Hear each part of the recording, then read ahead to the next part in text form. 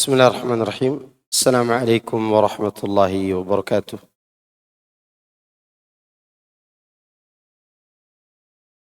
إن الحمد لله نحمده ونستعينه ونستغفره ونعوذ بالله من شرور أنفسنا وسيئات أعمالنا.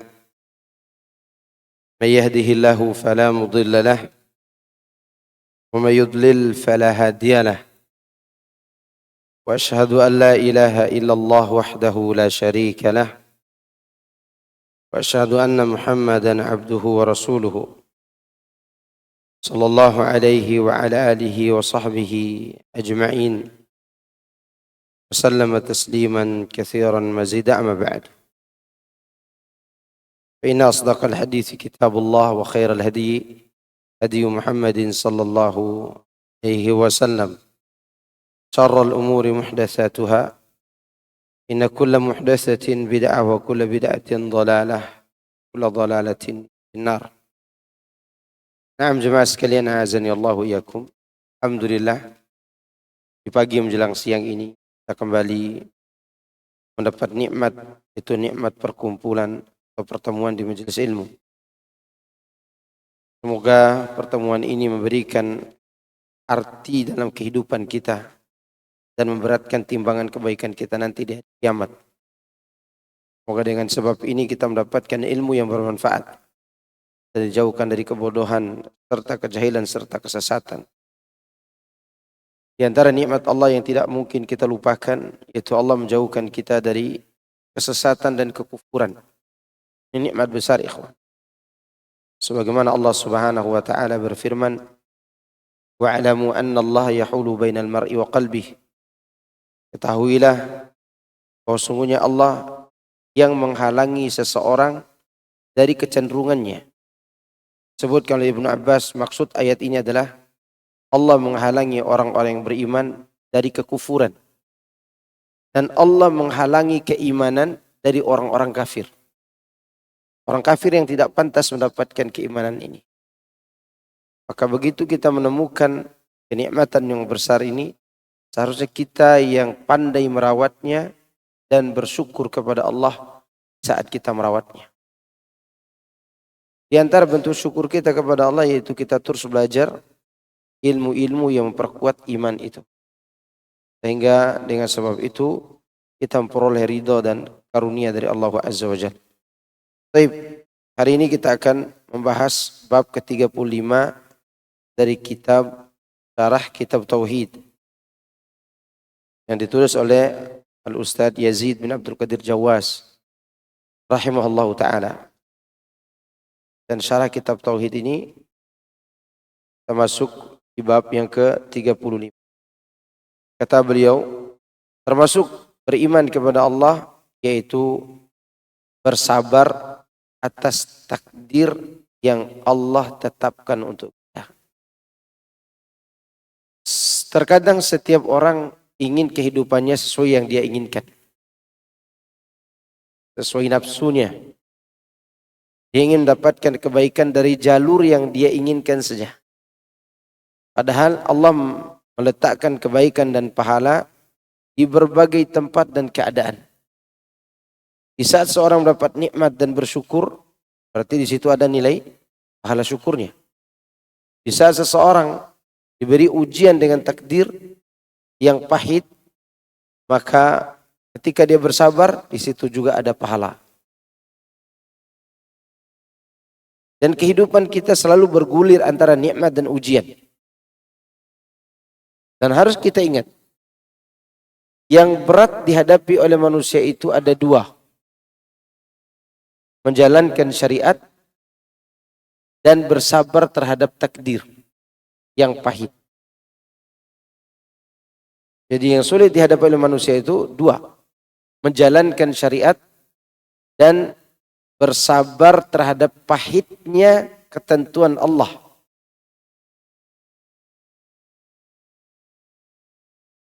Karena tidak semua yang Allah syariatkan sesuai dengan perasaan dan keinginan kita. Ya tidak. Tidak sesuai dengan apa yang kita inginkan. Kadang ada, bukan terkadang, sering sekali Allah mengharamkan sesuatu yang disukai oleh jiwa kita.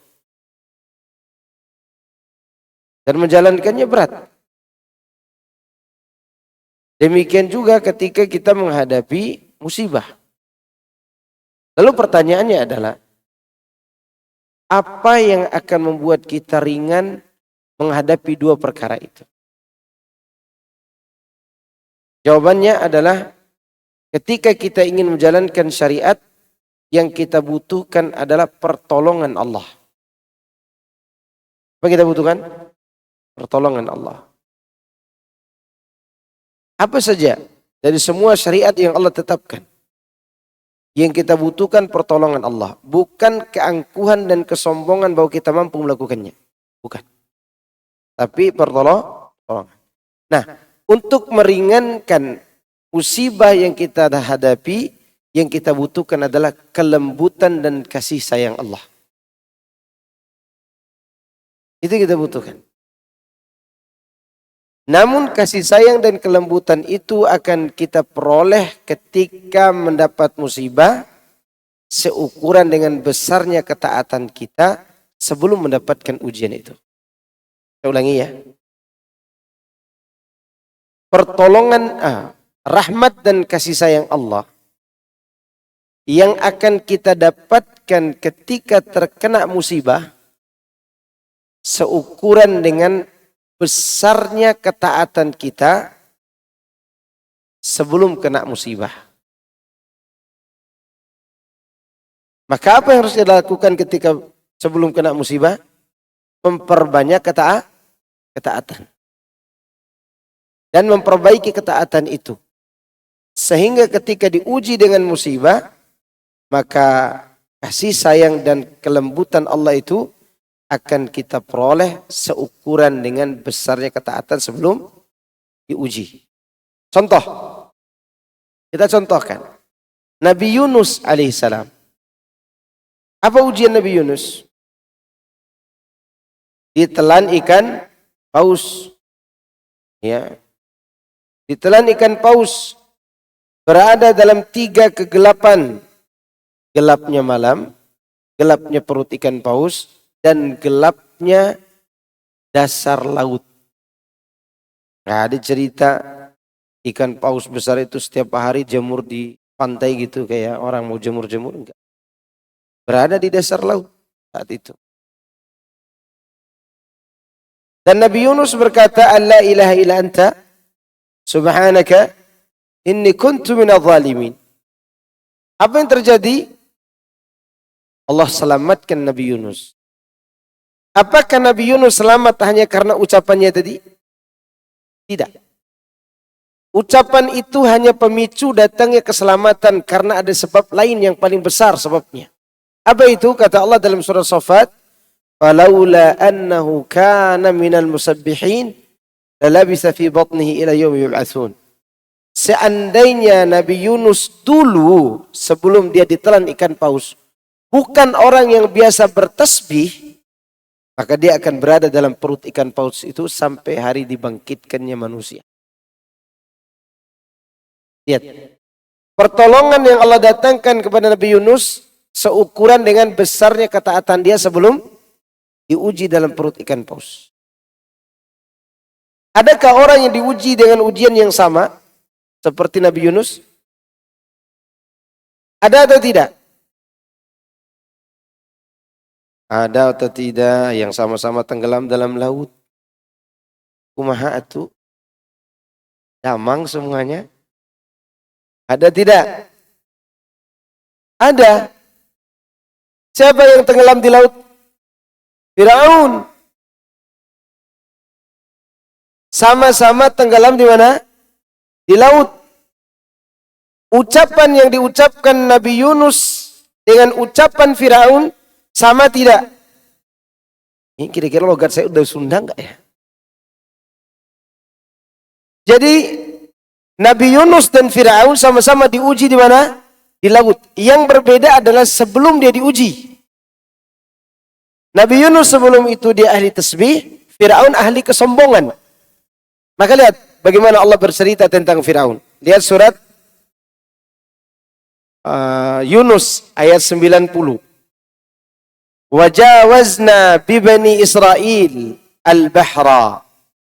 فأتبعهم فرعون وجنوده بغيا وعدوا عفوا بغيا وعدوا حتى إذا أدركه الغرق قال آمنت أنه لا إله إلا الذي آمنت به بنو إسرائيل وأنا من المسلمين الآن وقد عصيت قبل وكنت من المفسدين. Tiga. Surat Yunus ayat 90 dan 91. Ini perbedaan antara Nabi Yunus dengan Fir'aun. Walaupun keduanya sama-sama diuji di dalam laut. Kata Allah, dan kami selamatkan Bani Israel. Mereka selamat melintasi laut. Kemudian Fir'aun dan bala tentaranya mengikuti mereka untuk melakukan kezaliman dan untuk melakukan penindasan terhadap Bani Israel. Namun, tibalah waktunya ketika Fir'aun hampir tenggelam. Dia berkata, apa ucapannya? Amantu annahu la ilaha illa alladhi amanat bihi Banu Israel. Aku beriman bahwasanya tidak ada yang berhak diibadahi dengan benar kecuali yang diimani oleh Bani Israel. Dan aku termasuk orang yang berserah diri. Apa jawaban Allah? Al-an. Nah, kalau khatib lagi naik mimbar harusnya baca begitu. Al-an. Itu caranya. Baru sekarang. Gitu artinya. Makanya Allah di sini terjemahkan, mengapa baru sekarang kamu beriman? Padahal sesungguhnya engkau telah durhaka sebelum itu. Lihat, Allah mengingatkan sebelumnya. Dan engkau termasuk orang-orang yang berbuat kerusakan. Sedangkan Nabi Yunus, annahu kana minal musabbihin. Dia termasuk orang yang biasa bertasbih kepada Allah. Kapan? Sebelum tenggelam. Fir'aun sebelum dia tenggelam jadi apa? Orang yang membuat kerusakan. Maka di sini jemaah sekalian, ketika kita temukan ujian, maka di saat ujian itu kasih sayang dan kelembutan Allah akan kita peroleh sebesar dan seukuran daripada ketaatan kita di saat kita lapang. Maka kalau lagi lapang, banyak berzikir kepada Allah. Ya. Hatta antum lagi berdagang, berzikir kepada Allah. Sehingga ketika kita sempit, dan kita mengucapkan zikir-zikir yang menghilangkan kesempitan itu, Allah segera kabulkan. Allah segera apa? Kabulkan.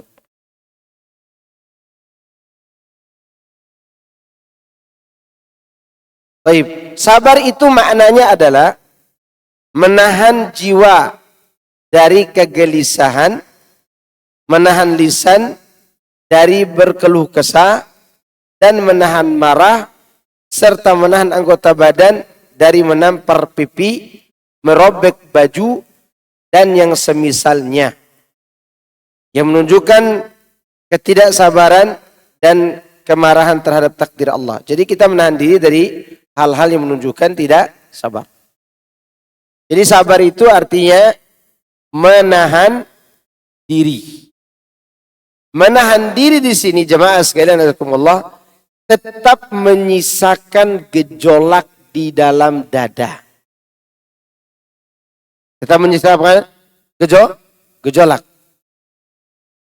Makanya kalau ibu-ibu lagi menahan sabar atas perlakuan suaminya, ya, dia tidak berkeluh kesana kemari, tidak tulis di Facebook, tidak tulis di media sosial, tapi dia tahan. Dia tahan, panas di dadanya. Nah, itulah namanya sabar. Karena kalau tidak panas di dada, itu namanya ridho. Namanya apa? Ridho. Dan ini lebih tinggi derajatnya daripada sabar. Ya. Namun sabar itu nilai pahalanya tidak ada batasnya. Tidak ada apa? Batasnya. Ya. Meskipun ada sabar yang haram. Ada sabar yang haram? Ada. Kira-kira apa sabar yang haram tuh ya? Apakah sabar ketika minum kopi pahit gitu?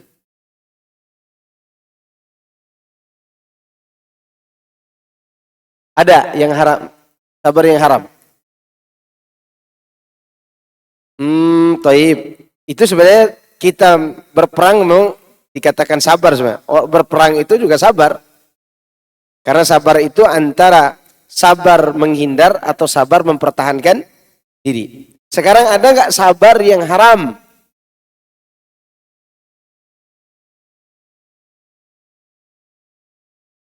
Ana beri gambaran. Jika antum berada di satu tempat yang tidak ada makanannya. Di depan antum itu hanya ada daging babi yang haram. Lalu antum katakan saya tidak mau makan daging babi, saya pilih sabar saja sampai mati. Sabar dalam kondisi ini haram atau tidak? Haram. Boleh makan daging babi di saat darurat. Bahkan harus. Kenapa demikian?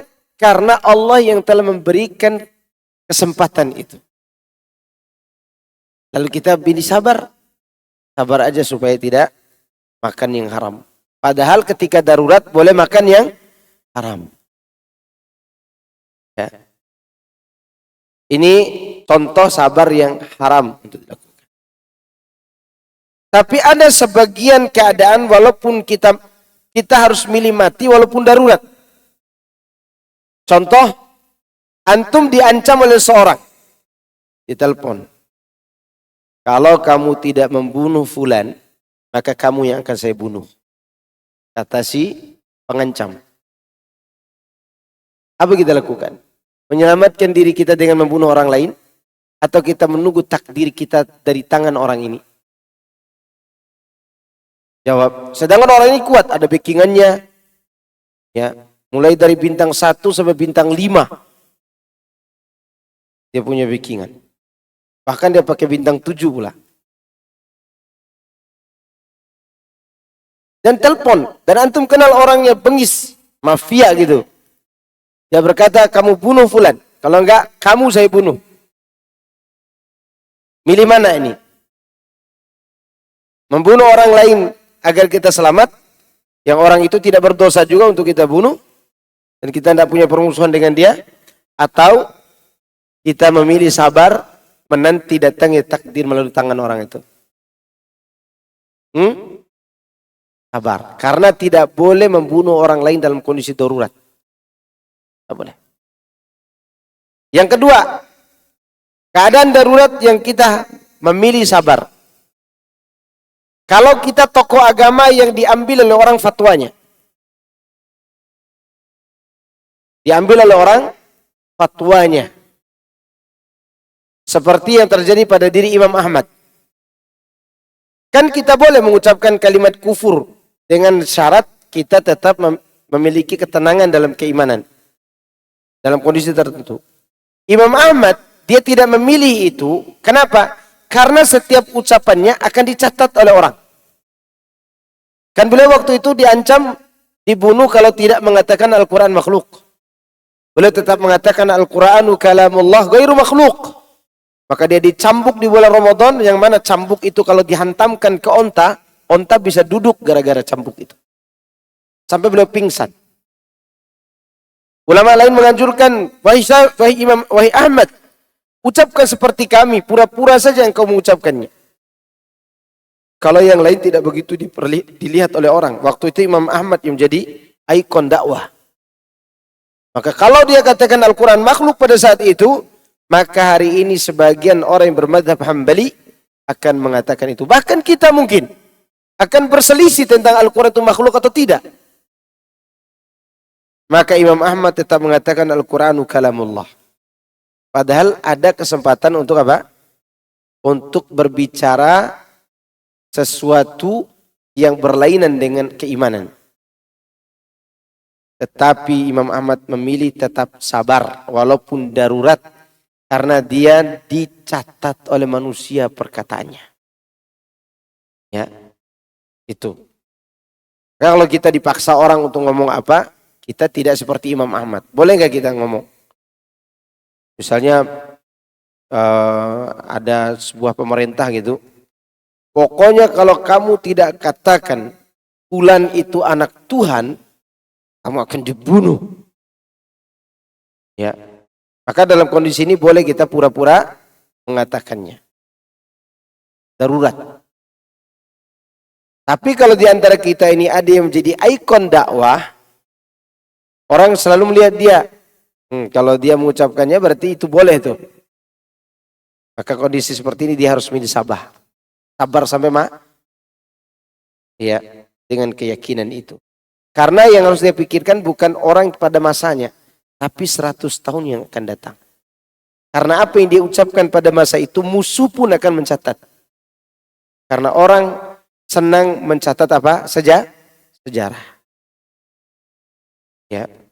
Baik, ini mengenai sabar itu. Sabar itu pada dasarnya dia menahan diri dari hal-hal yang menyelisih kesabaran itu.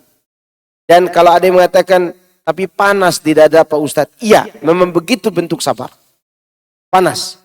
Sekali lagi kalau tidak panas berarti ridho namanya. Ya, ibu-ibu lihat suaminya pulang tidak bawa duit, tapi bawa ikan sebesar ini. Dia katakan, alhamdulillah ya Allah, suamiku sudah pulang. Ya, dia malah bersyukur kepada Allah karena suaminya pulang. Ini sabar apa ridho? Bahkan di atas ridho, syukur namanya. Ya, kalau suaminya pulang dia tengok, ikan 2 jari yang dia bawa. Nah, ini namanya sabar namanya. Namanya apa? Sabar. Baik, sabar ada 3 macam. Yang perinciannya adalah sebagai berikut. Yang pertama, sabar di dalam melaksanakan perintah dan ketaatan kepada Allah. Salat 5 waktu, lagi enak-enak tidurnya bangun di waktu subuh. Lagi mimpi menjadi bos Antam. Tiba-tiba dibangunin. Salat subuh, udah lama aku mimpi dari tadi. Bangun, salat subuh. Di waktu-waktu enak salat, di waktu-waktu enak tidur. Siang hari, di waktu ingin tidur, kita disuruh salat zuhur. Ingin tidur siang ini. Waktu yang paling enak tidur antara 5 menit atau 10 menit sebelum adzan. Ya. Maka disebut qailulah. Ada orang kepengen kebablasan sampai lewat waktu sholat. Kita disuruh sabar taat kepada. Bulan puasa sebulan penuh kita disuruh apa? Nahan makan. Ya, sabar pula namanya itu. Sabar dalam apa? Ketaatan.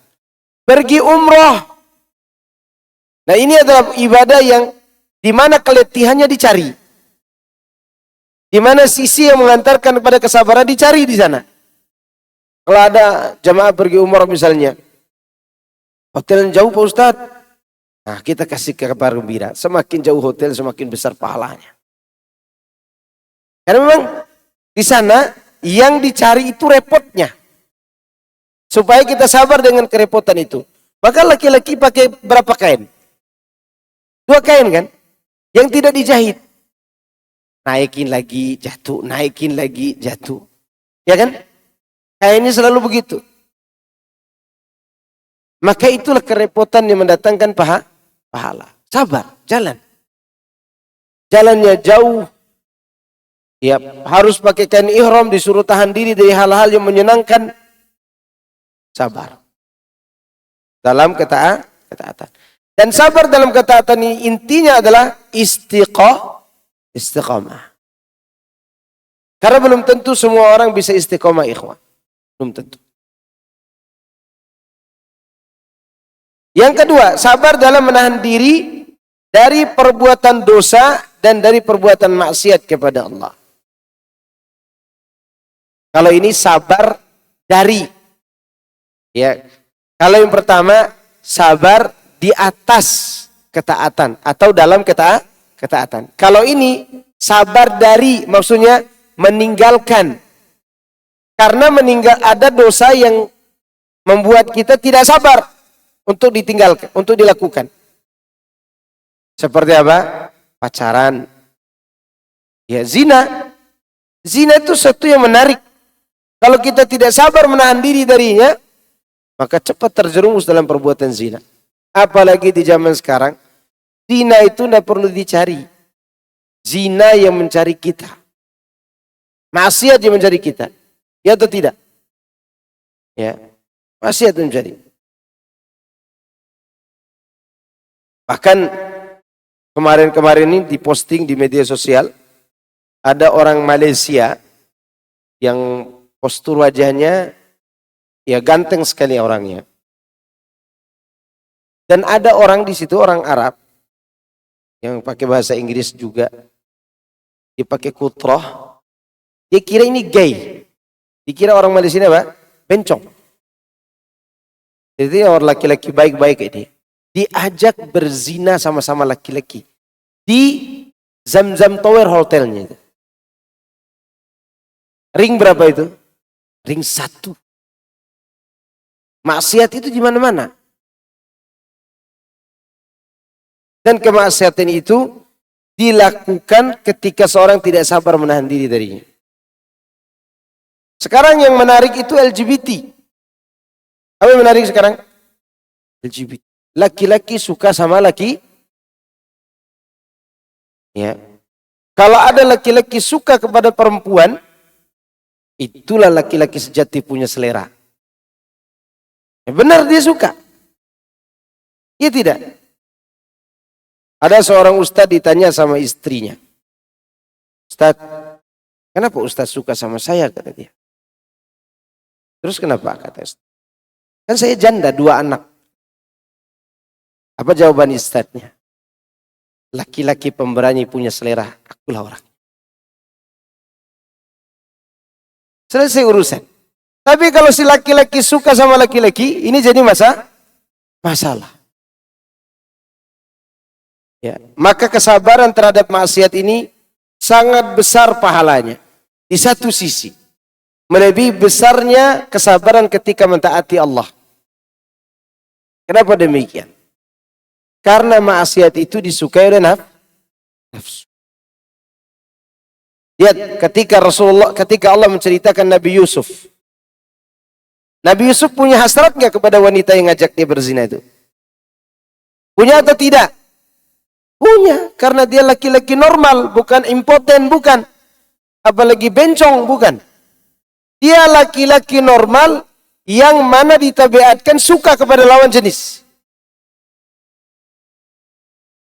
Maka Allah katakan, walaqad hammat bihi wa hamma biha laula an ra'a burhana rabbi. Ini wanita hasrat kepada Nabi Yusuf. Nabi Yusuf punya hasrat yang sama. Seandainya dia tidak melihat keagungan Tuhannya. Makanya Nabi Yusuf disebut bukan mukhlisin, tapi mukhlasin. Orang sholat karena Allah, orang puasa karena Allah, orang zakat karena Allah. Itu mukhlisin. Yang Allah siapkan jannah buat mereka. Ada yang lebih dari itu, yaitu orang yang bisa menahan diri dari sesuatu yang disukainya pada saat dia punya kesempatan untuk melakukannya, namun bersamaan dengan itu dia takut kepada Allah. Maka Allah sebut minal mukhlasin. Ya. Begitu orang menahan diri dari kesabaran terhadap maksiat. Makanya orang yang tahan diri dari zina, di saat dia mampu berzina, Allah berikan hadiah yang banyak nanti di yaumul qiyamah. Di antara hadiah itu, dia diberikan naungan di waktu di padang mahsyar. Yang kedua, di saat orang-orang di surga berada antara surga Firdaus, Jannatun Naim dan Jannatul Adan, semua surga itu, ini orang diumumkan di antara surgatun Naim, Jannatun Naim dan Jannatul Firdaus. Orang ini diumumkan oleh Allah Azza wa Jalla sebagai orang yang berbuat kebaikan dan disuruh memilih istri tercantik dari kalangan bidadari itu. Apa jenis bidadarinya? Merek, bukan merek baju ya.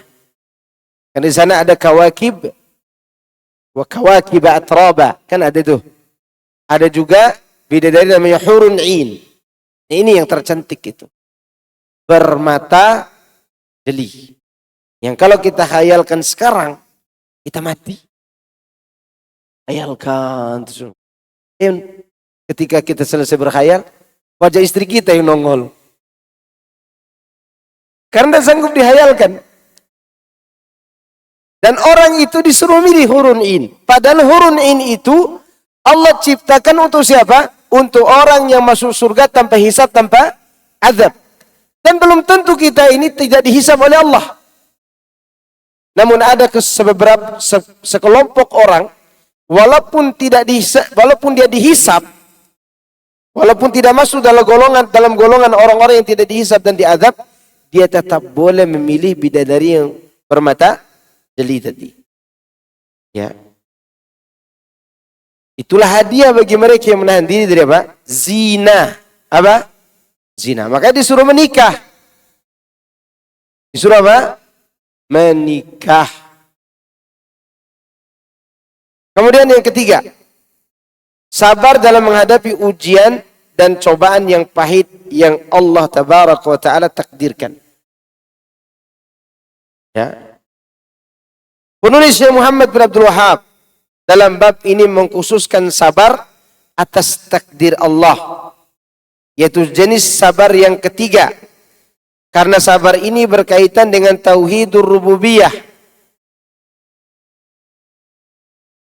Karena pengaturan makhluk dan takdir yang Allah tentukan atas para hamba itu merupakan kandungan dari rububiyah Allah. Yaitu perbuatan Allah Azza wa Jalla.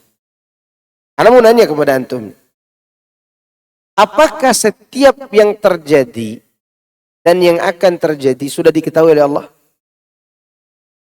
Kapan diketahui? 50.000 tahun. Bahkan tidak ada yang tahu. Allah mengetahuinya kapan. Karena dia memiliki ilmu yang meliputi segala sesuatu. Allah tahu apa yang telah terjadi. Dan Allah tahu apa yang akan terjadi. Allah tahu sesuatu yang sedang terjadi. Allah juga tahu apa yang akan terjadi meskipun dia tidak terjadi. Bingung yang keempat nih. Allah tahu sesuatu yang akan terjadi meskipun sesuatu ini tidak terjadi. Contoh. Orang-orang kafir kalau mati kafir apa dia minta? Kembali ke dunia. Kenapa Allah tidak kembalikan ke dunia? Karena Allah sudah tahu bahwa kalau dikembalikan ke dunia, dia akan kafir lagi. Paham gak? Maka Allah tidak hidupkan mereka untuk kembali ke dunia supaya bertaubat. Karena bertaubat dan memperbaiki diri itu hanya sekali diberikan oleh Allah Azza wa Jalla. Begitu ikhwan. Kalau sudah mati, ya mati. Tidak ada kesempatan untuk keluar. Maka Allah Subhanahu wa Ta'ala tahu apa yang akan mereka lakukan kalau dihidupkan kembali. Maka oleh karena itu, semua sudah ditahu oleh Allah. Inilah bagian daripada takdir Allah Azza wa Jalla. Allah berfirman, "Ma asaba min musibatin illa biiznillah, wa man yu'min billahi yahdi qalbah, wallahu bikulli syai'in alim." Surat At-Taghabun ayat 11. Tidak ada sesuatu musibah pun yang menimpa seseorang kecuali dengan izin Allah. Dan barang siapa yang beriman kepada Allah, niscaya dia akan memberi petunjuk kepada hatinya. Dan Allah Maha mengetahui segala sesuatu. Al-Qamah menafsirkan iman dalam ayat ini, huwa ar-rajulu tusibul musibatu faya'lamu annaha min indillah fayarda wa yusallim. Yaitu seorang yang ketika ditimpa musibah, dia meyakini bahwa itu semua dari Allah, maka dia ridho dan pasrah terhadap ketentuan dan takdir Allah. Jadi kalau kena musibah, kita tahu ini bagian daripada apa? Pemberian Allah. Maka jangan banyak mengeluh kalau kena musibah. Biasanya yang banyak dikeluhkan oleh orang ketika dia dapat ujian siapa? Pasangannya. Iya tidak? Salah pilih saya itu tuh Pak Ustaz. Padahal ini adalah bagian dari ujian hidupnya. Tidak boleh dia banyak mengeluh. Tidak boleh. Lihat bagaimana dicontohkan oleh orang tuanya Imam Malik, Anas. Ya kan? Istrinya tidak cantik. Tapi dia sabar terhadap kekurangan istrinya. Dapat anak bernama siapa? Imam Malik. Hasil dari kesabaran itu, dia dapat anak siapa? Imam Malik. Padahal orang tuanya Imam Malik itu bapaknya ganteng, putih, seperti kulit mungkin kayak orang Rusia lah sekarang. Mancung hidungnya. Istrinya, tidak boleh dikatakan jelek ya. Kurang cantik. Ya, tapi dia sabar dengan kekurangan itu. Sabar. Sekarang ada bapak-bapak tidak sabar dengan istrinya, padahal istrinya lebih cantik daripada siapa? Daripada bintang film. Karena bintang film ada juga yang mancung giginya. Ya enggak? Dia tidak sabar dengan itu. Lihat bagaimana kesabaran itu, dia pun menisbatkan semua adalah ketentuan siapa? Allah. Contoh lagi. Kesabaran Al-Imam Ibnul Arabi. Imam Ibnul Arabi, sahibut tarikh, seorang penulis sejarah, sekaligus seorang ahli hadis. Ya, kalau dia keluar, istrinya tidak jelek kayak ini, istrinya cantik, cuman bawel istrinya, cerewet. Ada yang cerewet istrinya sini? Semua ngaku. Dia kalau khutbah Jumat, itu bagaikan singa berdiri di atas mimbar. Gagah dia di atas mimbar. Tapi kalau pulang, itu kayak anak kelinci depan induk singa.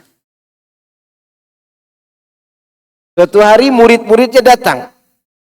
Dan mengetahui kejadian itu, ternyata si guru ini depan istrinya diomeli juga. Kata murid-muridnya, wahai guru, wanita kayak gini banyak sekali di luar sana. Carikan, cari wanita yang lebih baik daripada istrimu ini. Apa kata Ibnul Arabi? Wallahi demi Allah. Allah berikan saya kekayaan melalui wanita ini. Allah memberikan saya anak penghafal Quran melalui wanita ini. Dan saya akan sabar dengan ujian ini karena saya tidak mau pindah ujian. Dipindah ujian tidak boleh. Antum kalau di kantor merasa nyaman, berarti di rumah ada masalah. Belum tentu antum tahu cara menghindari masalah di kantor antum, tapi di rumah sudah tahu caranya. Bagaimana caranya? Kasih aja warna merah sama biru, berhenti dia. Ya, ujian. Dan tidak boleh kita mengumbar aib orang-orang yang lemah ini di tempat-tempat umum. Karena dia ujian bagi kita. Demikian juga ibu-ibu harus sabar dengan suaminya. Ya. Mau kemana Pak? Tidak usah ditanya. Kau doakan saja saya pergi. Karena suami itu senang kalau tidak ditanya mau kemana, dari mana. Ingat tuh ibu-ibu. Jangan diinterogasi suaminya. Khadijah itu kenapa dia disayang betul oleh Nabi? Nabi tidak pernah mendengar dari suaranya Khadijah, mau kemana wahai Muhammad, dan engkau dari mana? Tidak pernah ditanyakan. Bahkan ketika Rasulullah gemetaran pulang, Khadijah tidak ngomong, makanya jangan keluyuran terus ke Gua Hiro, ngapain nanti? Enggak ada ngomong begitu. Ya, kalau istri-istri orang zaman sekarang suaminya pusing pulang. Apa kata istrinya? Makanya Pak, jangan meeting mulu gitu kan. Jangan. Pulang dia ditemani. Dia berangkat didoain, dia pulang ditemani dan dilayani. Itu cara ibu-ibu sabar menghadapi siapa? Bayi-bayi tua yang berjenggot ini. Iya kan? Karena kalau tidak begitu, bagaimana kita bisa menghadapi sebuah kebaikan? Karena itulah dikatakan oleh Allah, wa may yu'min billahi yahdi qalbah. Kuncinya ada di situ. Meyakini bahwa semua ini pemberian siapa? Allah. Dan Allah tidak mungkin memilihkan sesuatu yang memudaratkan kita kalau kita tahu ilmunya. Seperti siapa tadi? Ibnul Arabi. Demikian juga musibah-musibah lainnya. Jangan banyak berkeluh. Kemudian syarah. Allah Ta'ala mengabarkan, barang siapa yang ditimpa suatu musibah, dan dia mengetahui bahwa musibah tersebut merupakan takdir dari Allah Azza wa Jalla. Kemudian dia bersabar dan mengharap pahala serta menerima ketentuan Allah tersebut.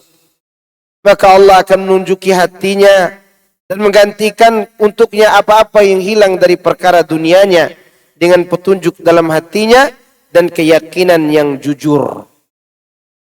Ya.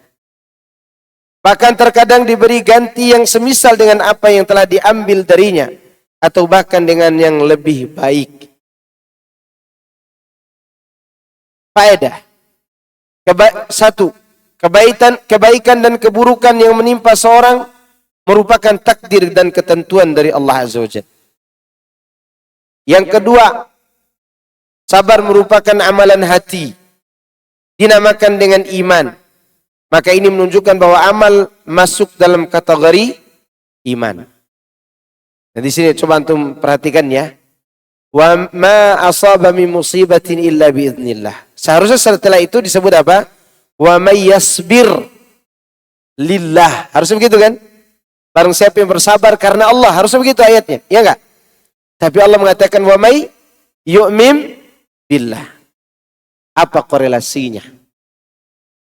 Apa hubungannya ayat ini dikaitkan dengan sabar, padahal di dalam ayat ini tidak disebut sabar? Jawab ikhwan. Sambil saya sabar minum kopi pahit ini. Apa? Apa korelasinya? Korelasinya adalah kata Ibnu Qayyim dalam kitabnya Al-Fawaid, sabar adalah kepala, berkedudukan sebagai kepala untuk iman, sebagaimana kepala untuk jasad. Kalau kepala kita hilang, bisa hidup nggak? Nggak bisa hidup. Orang bisa nggak hidup tanpa kaki? Bisa hidup tanpa tangan? Potong kepalanya dan suruh dia jalan. Semua orang lari karena dia hantu. Maka oleh karena itu iman ketika tidak ada sabarnya seperti jasad yang tidak ada kepalanya. Makanya Allah sebutkan wa may yu'min billah, karena di dalam kalimat ini sudah mengandung dasar atau pondasi atau usul kesabaran, kepala kesabaran yaitu kepala keimanan yaitu sabar. Oleh karenanya Allah katakan sabar merupakan amalan hati yang Allah namakan dengan apa? Iman. Yang ketiga, sabar merupakan sebab untuk mendapatkan hidayah. Coba lihat orang-orang yang tiap hari mendapatkan wejangan nasihat, ilmu, amal bertambah karena dia bersabar. Bersabar dari 3 hal tadi. Bersabar pada 3 perkara tadi. Ya. Terutama sabar dalam menghadapi ujian. Kemudian yang keempat, hidayah merupakan balasan bagi orang yang bersabar. Ini hadiah di dunia ini. Hadiah pahala di dunia, seseorang itu diberikan apa? Hidayah. Yang kelima, di antara balasan bagi kebaikan itu adalah kebaikan setelahnya. Balasan untuk kebaikan adalah kebaikan setelahnya. Ini ungkapan Syekh Sa'di rahimahullah ta'ala. Beliau mengatakan, jazaul hasanah al-hasanatu ba'daha. Balasan untuk kebaikan adalah kebaikan setelahnya. Maka di sini Allah katakan, siapa yang bersabar, Allah berikan apa? Ketenangan dalam hatinya. Berupa hidayah. Keenam, keutamaan bersabar menghadapi takdir Allah yang pahit. Seperti musibah yang menimpa. Sakit, kekurangan harta, kehilangan orang yang dicintai. Itu semua adalah ujian. Harus kita hadapi dengan apa? Sabar. Bahkan termasuk ujian yang kita hadapi adalah bersabar terhadap gangguan-gangguan tetangga. Maksud gangguan di sini seperti ada tetangga kita pelihara anjing. Nasrani lagi. Atau tetangga kita ada kucingnya. Dan kucing itu tidak bisa ditebak-tebak dia mau di mana gitu kan. Karena tidak punya paut. Paut kucing tidak ada. Tidak bisa disekolahkan. Jadi sabar aja, jangan dibunuh kucing orang. Ada sebagian orang karena kesal kucing orang diracun. Ya, anjing orang di strum. Sudah pernah lihat orang strum anjing gara-gara dia kesal? Gak boleh, walaupun dia orang kafir. Sabar saja. Ya. Kemudian hidayah taufik hanya Allah saja yang mampu memberikannya. Artinya mengamalkan ilmu itu hanyalah orang-orang yang mendapatkan apa? Taufik. Yang kedelapan, penjelasan luasnya ilmu Allah dan ilmunya meliputi segala sesuatu. Ya. Ini faedah daripada ayat di atas. Kemudian penulis menyampaikan hadis. Diriwayatkan di dalam kitab Sahih Muslim. Dari sahabat Abu Hurairah. Bahwa Rasulullah sallallahu alaihi wasallam bersabda, "Isnatani fin nasi huma bihim kufrun, at-ta'nu fin nasabi wan niyahatu 'alal mayyit." Ini lawan dari kesabaran. Ada dua perkara yang masih dilakukan oleh orang, padahal keduanya itu adalah kekufuran, yaitu mencela keturunan dan meratapi orang mati. Meratapi orang. Perhatikan ya, ikhwan. Antum perhatikan baik-baik. Tadi kita katakan sabar adalah kepalanya keimanan. Begitu dia tidak ada, apa kata Nabi? Kufrun. Lawan dari keimanan apa? Kufrun. Tapi kufrun di sini Nabi menyebutnya dengan nakirah. Nakirah. Siapa yang belajar bahasa Arab di sini? Nakirah itu apa? Ya masih umum, oke. Disebutkan nakirah, tidak ada alif lamnya, maka disebut kufrun. Masih ada tanwinnya. Ini mengindikasikan kekafiran kecil apa besar? Besar apa kecil? Kecil. Karena tidak ada alif lamnya. Karena untuk menentukan kafir besar dan kecil, pertama disebutkan langsung oleh Nabi, ini besar, ini kecil. Kedua, redaksinya kalau ada alif lam, ini indikasinya besar kekafirannya. Kalau tidak ada alif lamnya, maka dia kufur kecil. Tidak keluar dari Islam. Ya. Yang ketiga dijelaskan oleh para sahabat bahwa itu adalah kekufuran, besar atau kecilnya. Ditafsirkan oleh mereka. Walaupun ada alif lamnya. Seperti waman lam yahkum bima anzalallah faulaika humul kafirun. Ada alif lamnya kan? Harusnya itu kufur keluar dari Islam. Tapi karena ada sahabat yang menafsirkan kufrun duna kufrin, maka kembali kepada penafsiran mereka.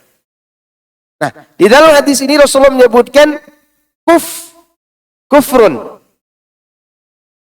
Nah, kufrun di sini berarti kufur besar apa kecil? Kecil. Kaedahnya tadi. Ya, kaedahnya tadi. Nabi SAW mengabarkan bahwa dua perangai ini yang termasuk perangai kekufuran akan terus-menerus ada di kalangan manusia. Tidak ada yang selamat dari keduanya kecuali orang yang diselamatkan oleh Allah Azza wa Jalla.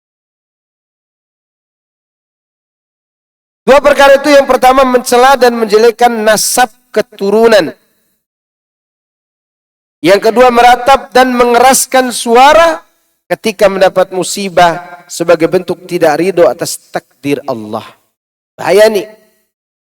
Termasuk meratap itu, dia tidak terima kalau dia yang diuji. Sebagaimana kemarin ada ibu-ibu yang bertanya, kayaknya ibu-ibu lagi kesal sama suaminya ditanya. Dan suami juga hadir sebenarnya.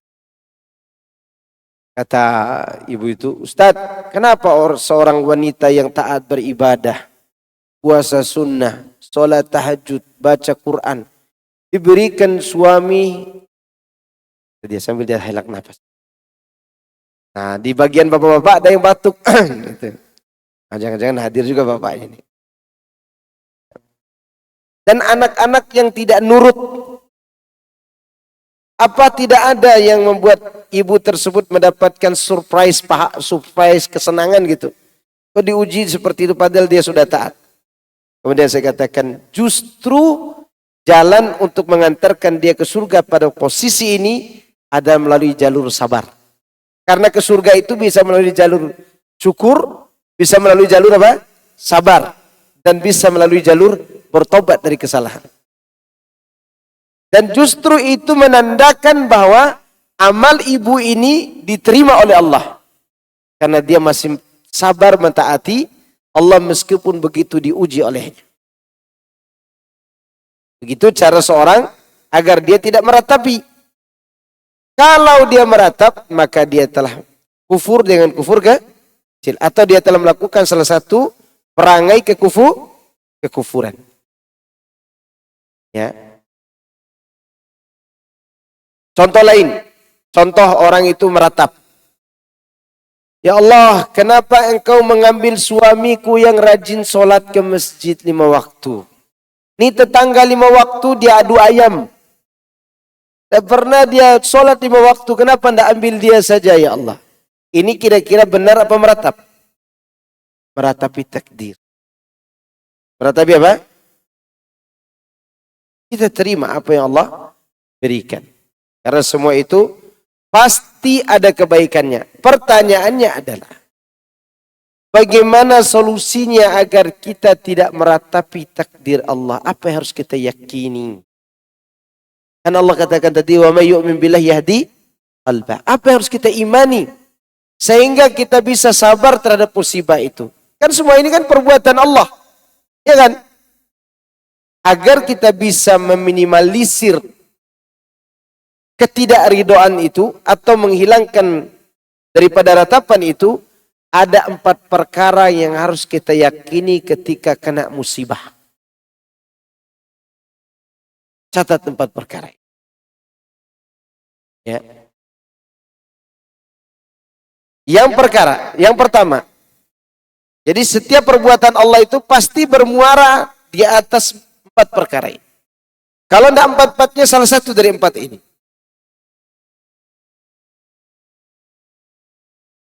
Satu, dalam perbuatan Allah itu pasti ada hikmah di balik itu. Ada apa? Hikmah. Itu pertama.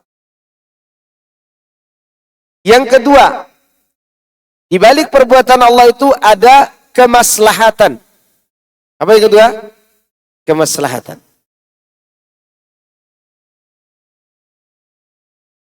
Yang keberapa ini? 3. Di balik itu pasti ada rahmat Allah. Yang ketiga apa? Rahmat Allah. Yang keempat, di balik itu ada keadilan Allah. Ada apa di baliknya? Keadilan. Ada yang bisa ngulangi ya 4 perkara itu? Coba antum sebut. Ini harus kita ingat nih 4 perkara ini. Supaya kita nanti tidak meratapi atau tidak mengeluh gitu.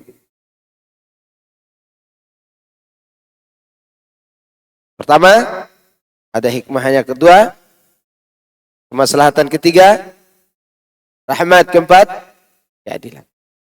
Ambil yang keempat dulu.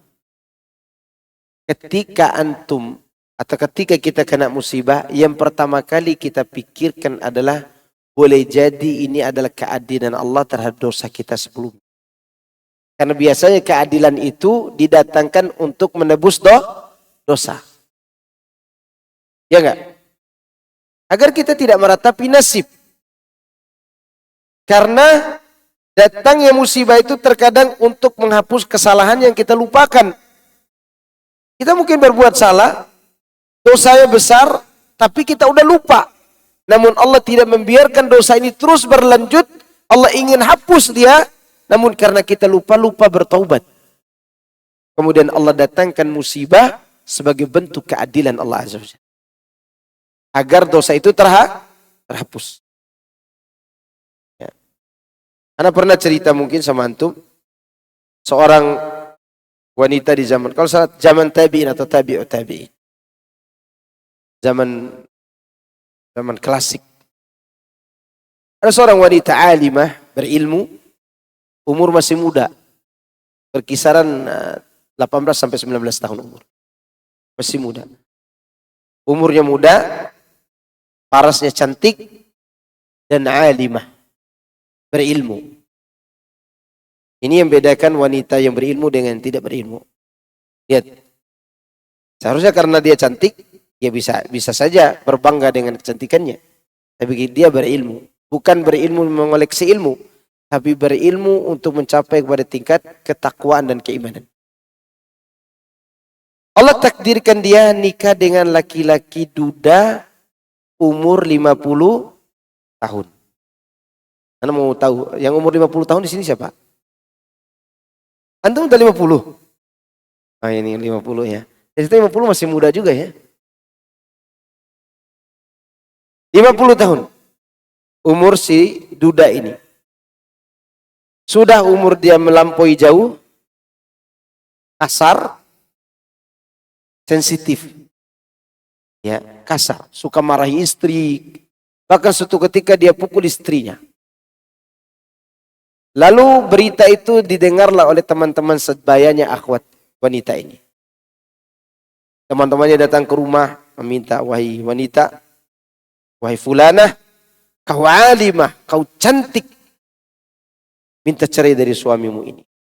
Banyak laki-laki yang menginginkanmu di luar sana, walaupun kau sudah janda.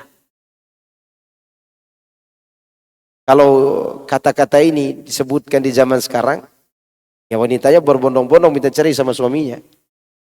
Apalagi dia cantik. Dia akan merasa diri, masih banyak yang suka sama saya, gitu kan? Lihat wanita ini, jawaban wanita ini. Demi Allah, saya tidak akan minta cerai. Karena boleh jadi dulu saya berbuat dosa. Dosa saya itu tidak ada yang tahu. Kecuali Allah saja. Dan aku pun sudah lupa dengan dosa itu. Lalu dia kirim laki-laki tua ini sebagai suamiku. Yang dengan sebab dia Allah hapus kesalahan itu. Perhatikan kalimatnya. Ya. Dengan sebab dia Allah hapus kesalahanku. Atau yang kedua, laki-laki tua ini punya amal yang dia lakukan, dia sembunyikan, dan dia pun sudah lupa dengan kebaikannya. Lalu Allah kirimkan aku sebagai hadiah untuknya. Dan aku tidak akan pernah menjauh dari suamiku. Kalau ada wanita kayak gini zaman sekarang, itu TV antum merubah jadi dia. Ya, tonton aja dia tuh. Ya. Wanita zaman sekarang bukan hanya orang tuanya yang tahu. Media sosial seluruh Indonesia bahkan jagat raya mengetahui kejadian antara dia dengan suaminya di rumah. Ini tidak. Dia ini tahu dirinya dulu mungkin berbuat dosa. Untuk menghapus dosa itu Allah kirimkan laki-laki tua itu. Demikian juga kita laki-laki harus begitu. Jangan banyak sok-sokan karena ganteng kita ini. Ya, ganteng kita setengah ganteng lagi. Begitu pas-pasan lagi, belagu lagi kita. Harusnya kita bersabar. Lihat bagaimana keadilan Allah berlaku di situ. Maka ingat 4 hal tadi, insya Allah ringan. Kita tidak akan meratapi nasib kita ini.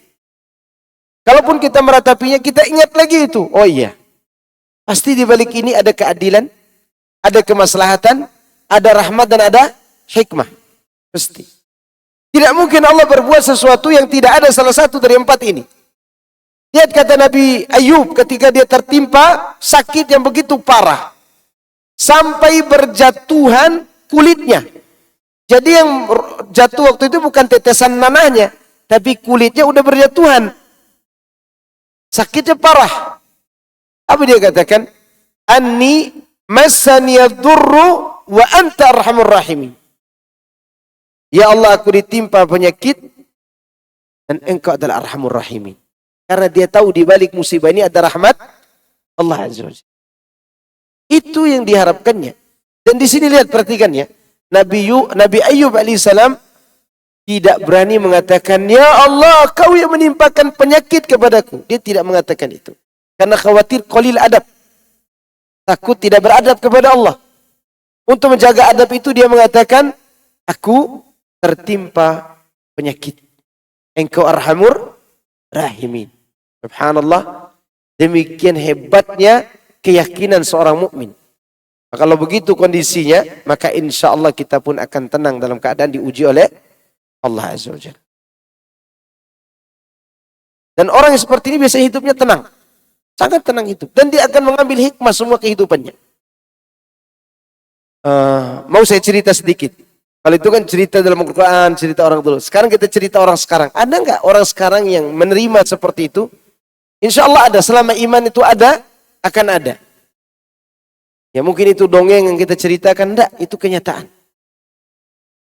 Ada ibu-ibu yang umurnya mungkin udah 70-an lah. Sakit, batuk-batuk. Waktu itu anak ada di situ, anak kunjungi dia. Masih kerabat juga. Ibu ini udah tua. Dan suaminya punya 2 istri. Dia istri pertamanya dan ada istri kedua. Berdempetan rumahnya. Ini istri pertama, ini istri kedua. Ya. Lalu saya berkata kepada ibu itu, ibu sakit? Ya sakit. Inilah yang Allah takdirkan buat saya Pak Ustadz. Dan saya menerima ini memang sakit, memang sudah waktunya saya sakit. Dan ada yang saya syukuri dari hikmah dari semua perbuatan Allah. Apa itu? Suami saya ketika saya sakit tidak terlantar. Karena ada istrinya yang masih muda yang mengurus dia. Bayangkan. Siapa yang tahu hikmah itu? Orang yang beriman. Orang yang memakai apa? Logika sehatnya. Dia katakan, di antara yang dia syukuri selain daripada dia bersabar terhadap penyakitnya, suaminya ada yang mengurus. Siapa? Istri mudanya. Istrinya juga baik. Dua-duanya baik. Mana bukti kebaikannya? Mereka bisa hidup rukun bersama. Ini rumah satu. Tahu rumahnya rumah apa? Rumah kayu, bukan rumah batu seperti antum-antum yang kaya raya ini. Mungkin tidak ada harta yang diributkan mungkin ya. Itu membuat mereka bisa ridho. Ini kondisi di mana orang mengambil hikmah dari semua kehidupan mereka. Maka pantas Allah katakan, wa may yu'min billahi yahdi qalbah. Ingat itu. Siapa yang beriman kepada Allah terhadap semua yang Allah takdirkan, pasti Allah berikan petunjuk dalam hatinya. Bagaimana supaya dia bisa beriman? Ingat 4 hal tadi. Apa 4 hal tadi? Hikmah, maslahat, rahmat, dan keadilan. Tidak akan keluar dari 4 ini. Maka para ulama mengatakan, di antara Syekh Utsaimin, semua yang dilakukan oleh Allah kepada kita, baik yang kita sukai atau yang kita tidak senangi, pasti semuanya kebaikan. Gimana cara melihatnya? Lihat dengan 4 perkara tadi. Kembali lagi 4 perkara tadi. Kalau kita melihat dengan perkara ini, musibah pun menjadi apa? Nikmat. Menjadi nikmat. Maka oleh karenanya sekali lagi di sini Allah memuji siapa? Orang yang beriman kepada takdir Allah Subhanahu wa taala. Makanya untuk meminimalisir, meratap dan mengeraskan suara ketika mendapatkan musibah adalah dengan mengingat hal tadi agar keimanan kita semakin kokoh. Diulang-ulangi 4 perkara itu. Antum selalu ingat, sampaikan kepada keluarga kita. Sampaikan kepada orang-orang yang kita cintai. Karena ketika kena musibah, kita ingat 4 hal ini, insya Allah ringan musibahnya. Ringan. Sekarang kalau ada orang meratapi nasibnya, ketika dia diuji oleh Allah, seakan-akan dia merasa dirinya orang suci, tidak punya dosa. Ya enggak? Kalau dia ingat, oh ya mungkin ini balasan Allah terhadap kesalahan saya yang lalu-lalu. Di saat itu dia akan tenang. Indah kehidupannya itu. Makanya Rasulullah SAW katakan, ajaban li amril mu'min. Inna amrahu kullahu lahu khair. Wa laysa dhaka illa lil mu'min. Fa in asabahu sarra syakara fakana khairan lah. Wa in asabahu darra sabara fakana khairan lah. Perkara orang yang beriman itu sangat menakjubkan. Sangat apa? Menakjubkan. Semua urusannya baik. Dan itu tidak dimiliki kecuali orang yang beriman. Nabi menafikan itu. Tidak dimiliki kecuali orang yang beriman. Maksud iman yang sempurna. Jika dia mendapatkan kelapangan, ketenangan hidup, maka dia akan bersyukur. Dan syukurnya lebih baik daripada nikmat yang dia dapatkan. Dan bila dia terkena musibah, maka dia bersabar. Dan sabarnya lebih baik daripada dia harus meratap. Dan itulah keadaan orang yang beriman. Maka dikatakan ajaban, sangat menakjubkan. Faedah daripada hadis ini, meratap itu haram hukumnya. Dan termasuk dosa besar. Ya. Karena meratap adalah menangis dengan mengangkat suara sambil menyebut kebaikan-kebaikan orang yang meninggal. Ini termasuk marah atau tidak terima dengan takdir Allah. Yang hal ini bertentangan dengan kesabaran. Kedua, wajibnya bersabar ketika tertimpa musibah.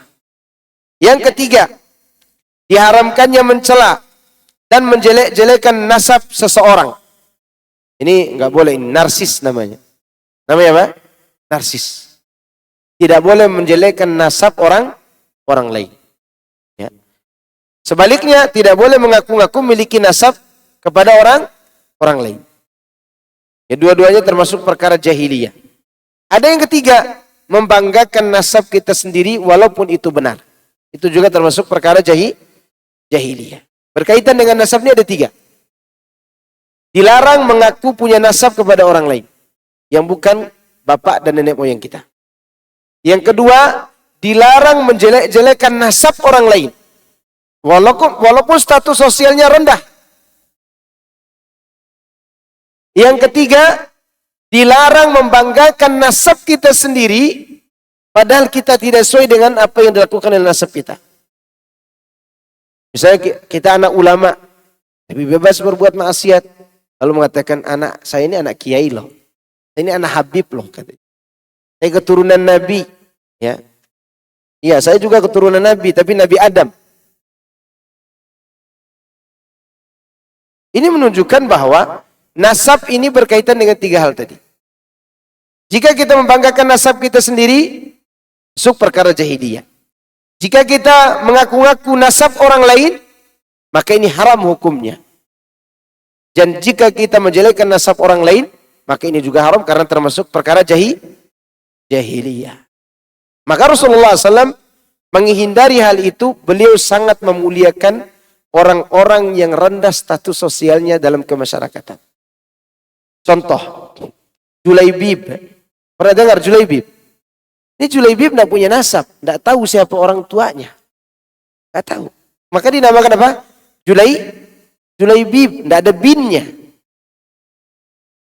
Bagi orang Arab, orang yang tak punya bin itu, secara status sosial kemasyarakatan, rendah kedudukannya. Tapi ternyata Julaibib diumumkan oleh Nabi SAW sebagai orang yang dicintai oleh Allah Subhanahu wa ta'ala. Karena Julaibib ini suka membuat Nabi itu senang. Tahu membuat orang senang. Lucu, tapi tidak bohong. Lucu nggak bohong. Dia lucu, Nabi kalau lihat dia pasti tersenyum. Belum ngomong aja sudah tersenyum Nabi SAW. Ya. Maka ketika Julaibib meninggal dunia, Rasulullah menaruh Julaibib di pangkuannya. Dan Rasulullah SAW mengatakan, ya Julaibib, anta minni wa ana minka. Julaibib, engkau sudah menjadi bagian dari kehidupanku, Dan aku sudah menjadi bagian dari kehidupanmu. Orang seperti ini kira-kira dibenci atau dicintai oleh Allah? Tidak mungkin tidak dicintai oleh Allah SWT. Lihat bagaimana Nabi memberikan contoh.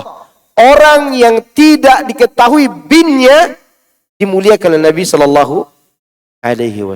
Bahkan demikian juga kita. Jangan pernah merendahkan orang lain. Jangan. Ya. Ada sebagian orang narsis. Narsis. Ente dari mana? Dari NTT. Kenapa NTT itu? Ya. Jangan pernah meremehkan orang lain. Boleh jadi mereka lebih baik keislamannya daripada kita. Ya. Bahkan saya pernah melihat teman-teman yang dari timur ini, waktu saya di Al-Irsyad dulu, ada lomba ceramah bahasa Arab. Lomba ceramah bahasa Arab. Waktu itu saya belum bisa bahasa Arab. Baru 8 bulan, belum sampai 8 bulan lah belajar. Baru bisa nahu sorof, bisa ngomong na'am. Bahkan kalau diejek teman-teman, ya masykur ahla gobah ta'al. Ahla gobah apa? Ternyata orang hutan gitu. Jadi ahla gobah ta'al gitu ya. Karena dipanggil orang hutan. Sejak itulah saya hafal ahal gobah itu apa. Nah, ada orang timur, orang Ambon, Masya Allah. Fisiknya pendek. Dia lomba ceramah bahasa Arab. Dan alhamdulillah meskipun anak waktu itu tidak bisa bahasa Arab dengan lancar, saya juga ikut. Karena saya juara 1 kelas, saya ikut ceramah bahasa Arab, juara 1 kelas. Tapi saya tidak paham apa yang saya ceramahkan sendiri. Karena waktu itu saya menghafal di kuteb. Ada kuteb bahasa Arab, Fadlu Tauhid tulisan Syekh bin Baz. Karena hafal dulu kan. Hafal. Nah, saya hafal dari awal sampai akhir karena tipis. Karena ceramah saya akan orang paham apa yang saya ceramahkan. Selesai itu juri manggil, "Pur sini." Kenapa? Karena mau bisi-bisi sama ente. Ente paham gak tadi? Enggak Ustaz. Enggak Ustaz. Terus gimana ente bisa ceramah seakan orang paham kata dia? Ya saya hafal di kitab ini Ustaz, kutip. Oh iya. Bukan karang sendiri, bukan. Nah, gara-gara juara 1 kelas, anak diikutkan ke juara umum. Termasuk ketemu orang Ambon tadi. Kan sudah 1 kelas, sekelas itu aja kan. Kalau sudah umum, dari kelas SMP sampai SMA, ikut semua. Yang nonton 1 masjid besar. Karena banyak yang nonton, saya tidak masuk juara. Kenapa? Garuk kepala terus begini. Karena malu dilihat orang banyak. Nah si Ambon ini, kalau dia ngomong, persis orang Arab. Dan jurinya 3 orang dari Arab. Syekh Jalal, ya, Syekh Suja, dan Syekh Hasan waktu itu. Satu dari Mekah, satu dari Madinah, satunya dari Yaman. Juri ini mengatakan, juara 1 orang Ambon ini. Kata dia, orang Ambon ini lebih Arab daripada kami orang Arab, katanya. Dan di Arab saya tidak pernah temukan orang berbahasa Arab seperti dia bagusnya. Selama saya ngajar di Arab, kata Syekh Suja. Saking bagusnya, padahal dia ribo, pendek, hitam. Dari Ambon. Kalau diejek-ejek dan dihinakan nasabnya, dan sedangkan dia punya kemuliaan daripada kita, apa kelebihan kita kalau begitu? Berarti kelebihan kita hanya apa? Narsis. Tahu narsis? Meremehkan orang lain. Kalaupun dirinya salah, dia cari kesalahan orang lain agar membenarkan kesalahannya sendiri. Orang seperti yang biasa mencela nasab orang lain. Begitu. Maka ini dilarang. Karena memudaratkan untuk diri kita. Selain dosa besar, dia juga menghasilkan kehasadan. Apa?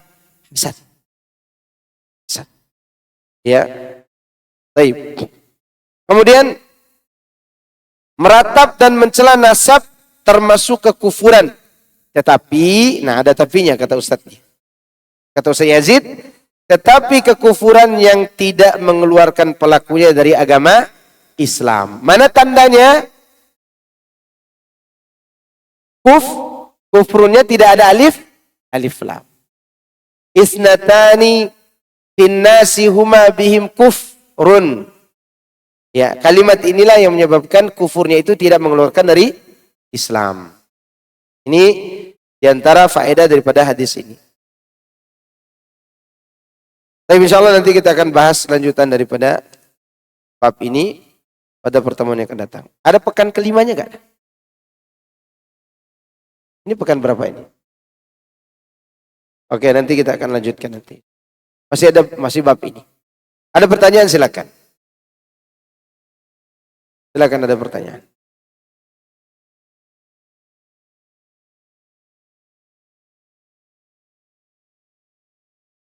Assalamualaikum warahmatullahi wabarakatuh. Waalaikumsalam warahmatullahi wabarakatuh. Tadi Pak Ustadz menyebutkan ada kubur kecil sama kubur besar. Ya. Kalau seseorang mengikuti ibadah agama lain, tapi dia masih mengaku sebagai Islam, itu bagaimana Pak Ustadz? Barakallahu fikum.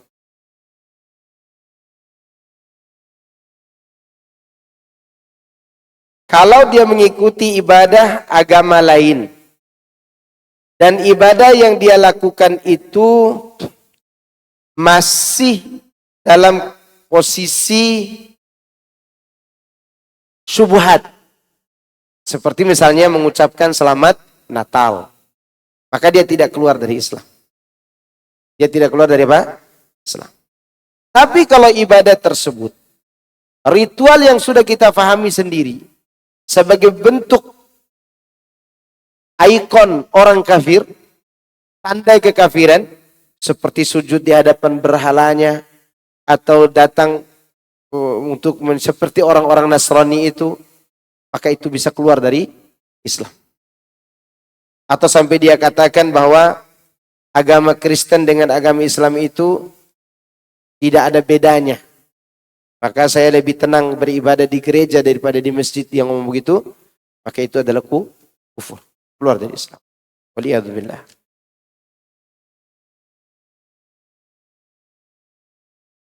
Kata Anda apa? Siapa itu?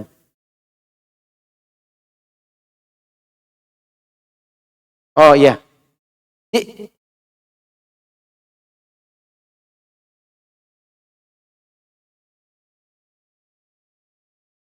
Baik. Kalau dia ikuti ibadah agama Buddha, kufur dia. Kufur. Ya. Tetapi kekufurannya itu harus ditegakkan hujah oleh para ulama yang setingkat dengan dia. Tapi kalau kita katakan amal itu kufur, tidak? Kufur. Gimana dia beribadah di depan patung orang Buddha? Dia beribadah di depan patung orang Hindu. Ya. Ini menunjukkan bahwa orang-orang liberal ini mulai berani menampakkan apa? Tanduk dan gigi taringnya. Afan Ustaz salah. Afan kalau salah dan jangan. Oh.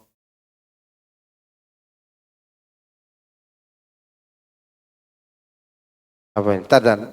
Dilarang baca soalnya. Anda baca dalam hati.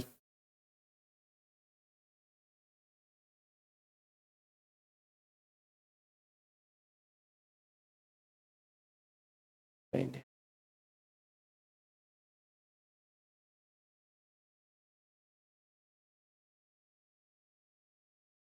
Oh iya. Syukran, jazakallah khairan. Ada yang, ini saran buat saya. Saya katakan jazakallah khairan. Ada saran, nanti saya ikuti sarannya insya Allah. Ini barakallahu fikum, saya doakan kebaikan buat yang beri saran. Apakah boleh umroh dengan calon suami dan orang tua? Kami pergi umroh berempat. Gimana ya? Kalau bisa dijaga diri, maka boleh-boleh saja. Kalau mau, berangkat umrohnya, selesai tahallul, suruh orang tua akad. Langsung akad nikah aja. Tapi tidak pesta. Pestanya pulang aja ke Indonesia. Sampai di sana, selesai tahallul, langsung akad. Tapi jangan akad ketika tawaf. Karena tidak boleh akad nikah ketika baru memakai kain ihram. Selama kita pakai kain ihram, tidak boleh akad nikah. Bahkan tidak boleh melamar pada saat itu. Tidak boleh ngomongin nikah, tidak boleh melamar. KUA-nya sekalian. Kalau dia datang, ayo nikah. Nah KUA-nya batal juga ihramnya. Kalau mau sebelum ihram, ya akad nikah aja di Madinah. Kan bisa tuh. Akad nikah di masjid di pelataran Masjid Nabawi. Ya. Tapi belum siap Ustaz. Ini buktinya sudah siap pergi umroh bersama kok. Gimana tidak siap? Ini sudah siap namanya. Kadang orang gimana ya, nunda-nunda pada waktunya sudah mantap sekali gitu. Gak usah ditunda. Nanti dibawa lari orang lain nanti. Karena menikah itu adalah kemuliaan selama niat kita, niat yang baik. Niat untuk apa? Untuk menjaga diri dari perbuatan zina. Ya. Jangan takut. Dan menikah itu adalah merupakan nikmat dari Allah Azza wa Jalla. Nikmat yang luar biasa. Orang saking nikmatnya nikah ini, kata Rasulullah SAW, orang yang mendatangi istrinya, tidak ada niat apa-apa dia datangi istrinya. Dia baca doa, kemudian dia berhubungan dengan istrinya. Karena syahwat menggebu-gebu gitu, dia berhubungan dengan istri. Dapat pahala. Para sahabat heran. Ya Rasulullah, ada orang syahwat yang menggebu-gebu pada istrinya, kok dapat pahala? Apa kata Nabi? Bagaimana pendapat kalian? Kalau kemaluannya dia letakkan kepada yang haram, dapat dosa enggak? Dosa. Maka ketika dia letakkan dia yang halal, maka dapat pahala. Bagaimana kalau dia mendatangi istrinya dengan niat baik? Niat agar mendapatkan keturunan, agar membanggakan Rasulullah SAW nanti di hari kiamat. Ya, masa yang enak kayak gini tidak mau gitu loh. Yang ditunda. Kalau mau nikah langsung aja di sana. Atau sebelum nikah berangkat sama-sama pergi umroh. Ada bapak yang akadkan nikah. Jangan ditunda. Karena tunda itu membahayakan. Apa? Banyak kecewa kalau menunda. Banyak kecewa. Anak mau cerita pengalaman sedikit. Mertua saya dulu mau menikahkan saya dengan istri saya setahun setelah nadhor. Setahun setelah apa? Nadhor. Saya katakan bapak ini sama saja menjerumuskan kami dalam bab pacaran yang mengantar kepada zina. Terus mau nikahnya kapan Pak Ustaz? 7 hari setelah lebaran. Ya anak saya masih SMP. Ya dia sudah bisa jadi ibu, saya bilang begitu. Setelah itu dia iakan. Tapi saya berubah pikiran. Jangan 7 hari setelah lebaran. Oh berarti Ustaz sudah berubah pikiran, ikuti saran saya. Enggak. 3 hari sebelum lebaran. Hah, kata dia. Kenapa Pak Ustadz? Saya punya uang cuma 3 juta, Anda bisa ngundang orang banyak. Kita undang orang buka bersama, penting sudah akad. Akad selesai. Selesai. Tidak perlu berpesta lagi. Karena walimanya sudah buka bersama. Seperti itu seharusnya. Dimudahkan. Karena orang yang mudah nikahnya itu biasanya kehidupannya banyak keberkahannya. Wanita yang mudah nikahnya banyak keberkahannya. Terkadang yang persulit itu orang tua. Padahal orang tuanya juga dulu kepengen dimudahkan nikahnya. Giliran anaknya dia persulit. Ya kan? Seharusnya dia mengingat dirinya dulu. Bagaimana dia susah melamar istrinya. Bagaimana dia ditolak-tolak dulu. Sekarang ada orang yang mau sama anaknya dan sudah mantap. Usahakan nikahkan. Ya, gampang belakangan pesta itu. Belakangan. Insya Allah orang-orang tahu kok. Kalau yang penting ada saksi. Ustadz, ibu anak sakit kronis, diabetes, jantung, kolesterol, dan asam urat selalu tinggi. Tetapi beliau tidak bisa makan dan tidak bisa makan yang sehat yang disediakan. Beliau selalu ingin makan yang seharusnya jadi pantangan. Setiap berasa sakit, beliau ngeluh, nangis-nangis. Ana melihatnya suka gak tega, tetapi ana suka kesal juga karena ibu ana kalau diingatkan kadang marah. Mohon pencerahannya Ustadz. Apakah ana biarkan saja ibu ana makan semua yang beliau mau? Karena kalau dilarang beliau marah, kadang tidak mau makan. Inilah dilemanya ibu kalau sudah tua. Ya. Kalau bisa dinasihati oleh orang lain selain ibu, selain bapak, maka suruh orang lain nasihati, misal dokter atau siapalah yang dia segani, agar tetap menjaga makanan. Ya. Tetapi terkadang dia tidak mau makan kalau dilarang makanan itu. Maka biarkan dia makan sedikit saja, jangan banyak-banyak. Mungkin dia punya sugesti lain mungkin. Makanan itu tidak masalah. Terkadang ada sugesti yang bisa membuat makanan yang pantangannya berbahaya, malah dia menjadi kebaikan. Contoh, anak punya pengalaman sama teman saya, tapi sudah meninggal, 2023. Dia punya hubungan baik dengan beberapa menteri negeri kita ini. Dia sakit 2009, di kemo, jantungnya dikasih ring, karena di kemonya bukan sekali, lebih daripada 9 kali, mungkin 10 kali. Jadi dokter bilang di Singapura waktu itu, Anda pulang ke Indonesia. 3 bulan lagi Anda mati, kata dokternya. Tidak ada lagi harapan hidup. Maka dia pulang dari tempat itu. Apa dia lakukan? Semua makanan dia makan sebelum dia mati. Itu pikiran dia. Semua makanan. Orang asam urat, apalagi jantung udah dikasih ring, nggak boleh makan kacang kan? Dia tidak. Hampir setiap hari kata istri makan ketoprak. Makan apa? Ketoprak. Ini orang kaya, dia kepengen makan ketoprak. Makan ketoprak. Bahkan saya pernah ke rumahnya, berapa kali ada ke rumahnya itu, anak dikasih ketoprak di rumahnya. Padahal harapan anak ini orang kaya nih, masa dikasih ketoprak juga yang anak makan pinggir jalan gitu loh. Dan ketoprak juga kita makan di rumahnya. Dan dia kalau lagi menerima tamu, dia berbaring di tempat tidur, karena tidak boleh duduk. Kalau duduk, darahnya ke bawah semua, tidak bisa naik lagi, karena jantungnya udah lemah. Ya udah tidak begitu bagus fungsi. Dari 2009, dia hilangkan semua sugesti tentang makanan terlarang, karena dia tahu dirinya akan mati, sampai 2023 awal baru dia mati. Dokter bilang tadi berapa lama? 3 bulan. Dan dokter yang memvonis dia 3 bulan itu mati duluan daripada dia. 3 orang. 3-3-nya mati. Yang Indonesia 2, yang Singapura 1. Ya. Dan orang ini selama dari 2009 sampai awal 2003 itu, dia tidak pernah kurang penghasilannya dari 100 juta. Jadi rezekinya tidak dikurangi, sugestinya hilang. Dan dia hidup selama itu. Dan itu yang membuat ibunya bersedih waktu itu. Maka ibunya bilang, dia kasih wasiat ke kita, Pak Ustadz, kalau dia wafat, Ustadz saja yang sholatkan. Maka saya sholatkan. Ya. Orangnya, Masya Allah luar biasa. Ketoprak, saya bilang, Pak, nggak salah kita makan ketoprak nih. Nggak, Pak Ustadz, makan saja, kata dia. Mau kita mati juga nanti, kata dia begitu. Dia makan. Ya.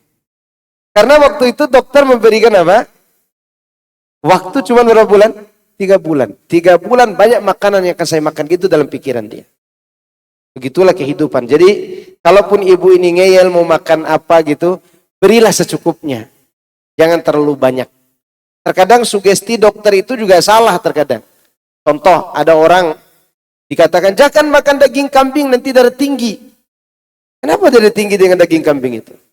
Sebenarnya yang membuat darah tinggi itu bukan daging kambingnya, bumbunya. Bumbunya. Daging kambing tidak buat darah tinggi. Membuat banyak anak makan daging kambing itu. Ya enggak? Karena menambah apa? Stamina. Cukup ya? Subhanakallahumma bihamdika, asyhadu an la ilaha illa anta, astaghfiruka wa atubu ilaik. Assalamualaikum warahmatullahi wabarakatuh.